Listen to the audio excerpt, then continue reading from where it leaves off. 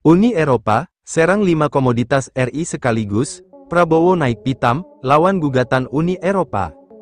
Pemirsa, Uni Eropa menggugat komoditi-komoditi Indonesia, tentu saja hal ini tak dibiarkan begitu saja oleh pemerintah Indonesia. Kementerian Perdagangan, Kemendak, RI, membeberkan bahwa saat ini terdapat 5 kasus, kebijakan Indonesia yang bersinggungan, dengan Uni Eropa di Organisasi Perdagangan Dunia, World Trade Organization, WTO. Staf khusus Menteri Perdagangan Bidang Perjanjian Perdagangan Internasional, Bara Krishna Hasibuan mengatakan, bahwa kasus pertama antara Indonesia dengan UE adalah, perihal kebijakan pelarangan ekspor nikel mentah dari Indonesia yang dijegal. Dan kita tahu, sebetulnya ada 5 kasus di WTO, antara kita dengan European Union, satu yang kasus nikel, itu yang diajukan oleh European Union.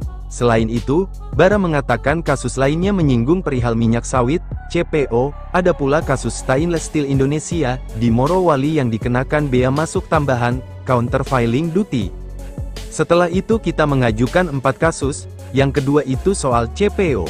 Yang kemudian ketiga itu soal stainless steel, itu yang baja yang dihasilkan oleh pabrik di Morowali yang dikenakan countervailing duty, tambahnya, Bara mengatakan, kasus tersebut, lantaran UE menuding produksi stainless steel, di Indonesia itu hasil pemberian subsidi dari pemerintah China.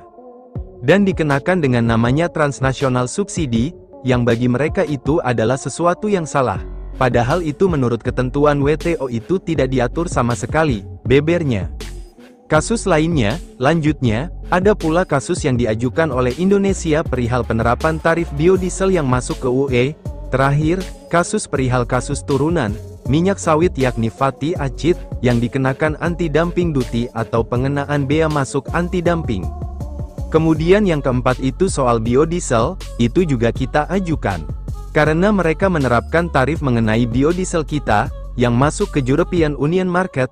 Yang kelima yang terakhir itu soal fatty acid. Fatty acid itu adalah turunan byproduct dari CPO, itu dikenakan anti-dumping duty oleh EU, ujarnya. Bara mengatakan, posisi Indonesia dilematis, lantaran sejatinya Indonesia harus menjaga hubungan baik dengan UE, namun di lain sisi Indonesia, juga ingin menyelesaikan perlindungan komprehensif ekonomik, Partnership Agreement, CEPA.